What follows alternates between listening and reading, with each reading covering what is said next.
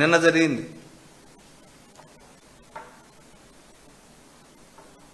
హైకోర్టులో డ్రైవర్గా పనిచేస్తున్నటువంటి లక్ష్మీనారాయణ అనే వ్యక్తి తన డ్యూటీలో భాగంగా విధి నిర్వహణలో భాగంగా హైకోర్టు జడ్జులు నివసించే ప్రాంతంలో మంగళగిరి ఏరియాలో రేపటి కేసులకు సంబంధించి ఇవాళనే సర్క్యులేషన్ అంటారు. అవి ముందే జడ్జి గారు చదువుకొని తర్వాత కోర్టుకు ప్రిపేర్ అయ్యి వస్తారు. ఆ ఫైల్ అన్నీ తీసుకుని పోయే వాహనంలో ఆ డ్రైవర్ పోతుంటే అతన్ని నిలబెట్టి అతన్ని బెదిరించి కొట్టి ఇచ్చేస్తే, ఎవడరా నువ్వు డ్రైవర్ అయితే మాకేంటి, హైకోర్టు డ్రైవర్గా ఇంకోటిగా మాకేం సంబంధం అని పోలీస్ స్టేషన్కి తీసుకుపోయి ఆ వెహికల్ ఫైల్స్ ఉండే వెహికల్స్ను కూడా తీసుకుపోయి స్టేషన్లో పెట్టిన సంఘటన. అతని ఫోన్ లాగేసుకున్నారు.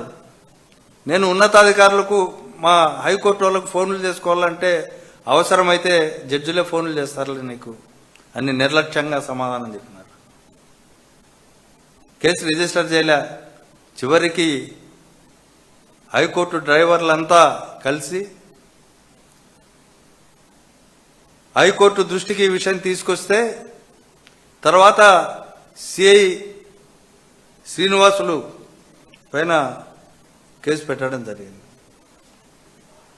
అంటే వాళ్లకు ఇక జర్నలిస్టుల పైన పెట్టినట్టే హైకోర్టు డ్రైవర్ల పైన పెడుతున్నారు, న్యాయవాదుల పైన పెడుతున్నారు.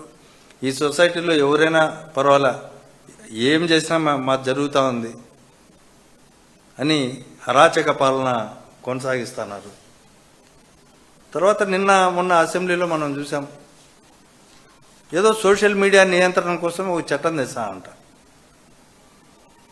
ఏం ఇప్పుడుండే చట్టాలనే దుర్వినియోగపరుస్తున్నారు రామా అని హైకోర్టు పోయి బాధితులు ఇది చేస్తే ఆ 111 సెక్షన్ ఇట్లాంటివి తప్పని చెప్పి కోర్టులు చెప్తా అంటే సోషల్ మీడియా నియంత్రించడానికి మళ్ళీ ఇంకా వేరే ఇవి తెస్తానంట చట్టాలు.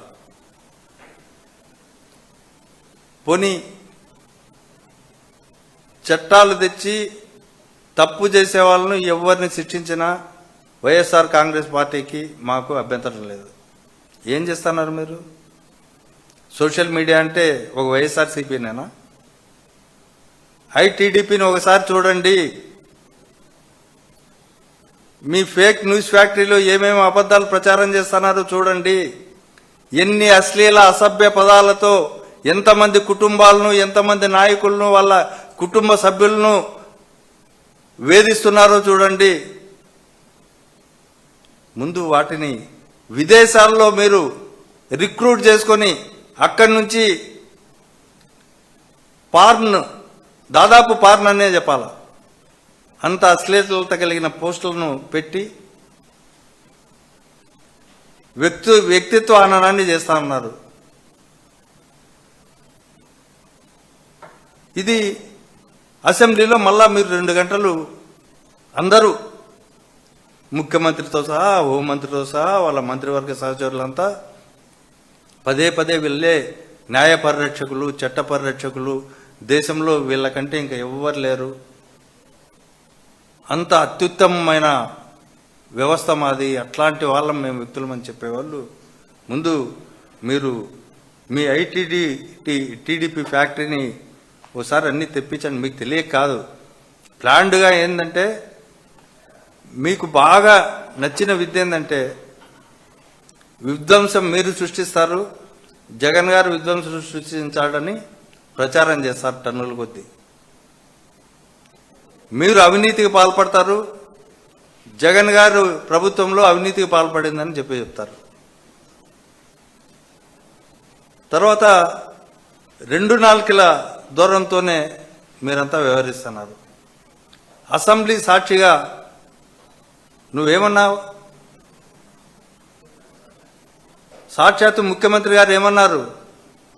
నేను అనుకుంటే 2 రోజుల్లో వీళ్ళ అందరినీ నిర్బంధించగలను, కానీ ప్రజలకు తెలియజెప్పాల. ఏంటి 2 రోజులు? ఇంత 15 నెలలు అయిందే చెప్తానే ఉన్నారు కదా. మీరు మీ పత్రికలు అవన్నీ నీచ నికృష్టంగా ప్రచారాలు చేస్తా ఉన్నారు, లేనిపోని తప్పుడు కేసులు పెడతాన్నారు, లేని స్కామ్ను సృష్టించారు, అక్రమంగా మా నాయకులందరినీ నిర్బంధించారు. వీటన్నిటినీ ఖచ్చితంగా అసెంబ్లీ సాక్షిగా మీరు చెప్పిన దీనికి కట్టుబడి మీరు total social media YCP, TDP, BJP ఇవన్నీ ఏం లేకుండా తరతమ భేదాలు లేకుండా మీరు చర్యలు తీసుకుంటారా? అప్పుడు మీ నిజాయితీని, నిబద్ధతను మేము హర్షిస్తాం. అట్లా కాకుండా ఐటీడీపీలో తర్వాత మీ కార్యకర్తలంతా సోషల్ మీడియాలో వైసీపీ పైన విష ప్రచారాలు చేస్తూ ప్రభుత్వం మీదుందని చెప్పి వ్యక్తిత్వ హననాన్ని ఇవన్నీ చేస్తూ ఇష్టం లేనప్పుడంతా గంజాయి కేసులు పెట్టుకుంటా, లేకపోతే ఏమీ సంబంధం లేని తెలుగుదేశంలో ఒక గ్రామంలో ఆధిపత్య పోరుతో ఓ మర్డర్ కేసు జరిగితే అందరినీ తెలుగుదేశం వాళ్ళతో పెడితే వాళ్ళతోనే ఒక నేర వాంగ్మూలం ఇప్పించుకొని వైఎస్ఆర్సీపీ పార్టీకి చెందిన పిన్నెల్లి రామకృష్ణారెడ్డి సోదరులను అక్రమంగా కేసులో పెట్టలేదా?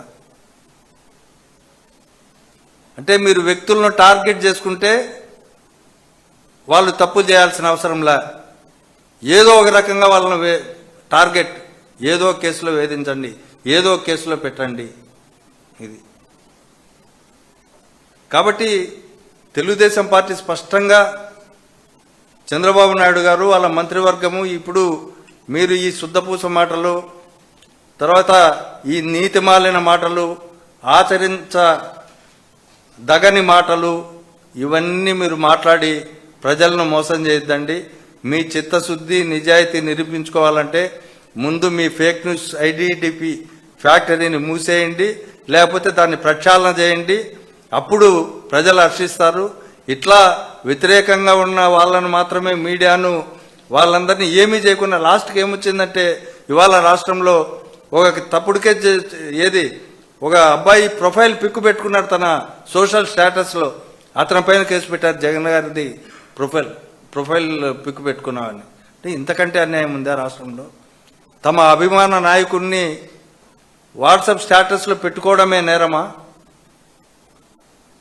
ఇంకొక అతను జగన్ అని ఇక్కడ పేరు రాసుకుంటే దాన్ని నువ్వు ఫుల్ షర్ట్ వేసుకొని కవర్ చేసుకో, లేకపోతే కన్నా నీ పైన కేసు పెడతామని బెదిరించింది. బెదిరిస్తున్నారు.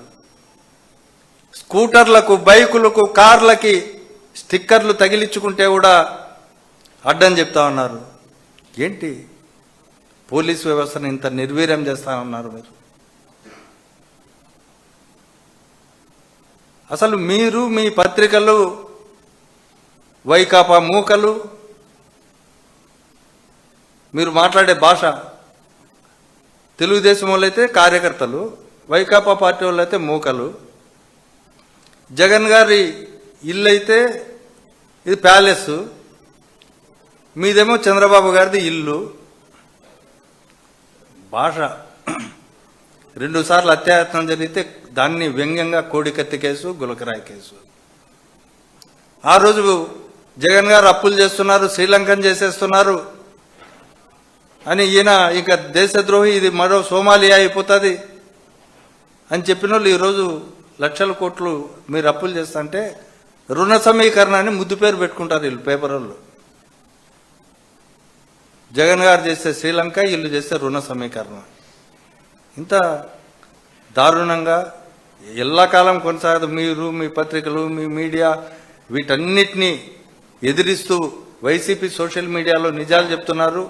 మిమ్మల్ని మీరు చేసే అవినీతిని ప్రశ్నిస్తున్నారు. వీటన్నిటిని ప్రశ్నించడం మూలంగా మీరు ఎన్ని కేసులు పెట్టినా భయపడేది లేదు. వీటిని ప్రజలు గమనిస్తున్నారు. మీకు తగిన సమయంలో ప్రజలు బుద్ధి చెప్తారు.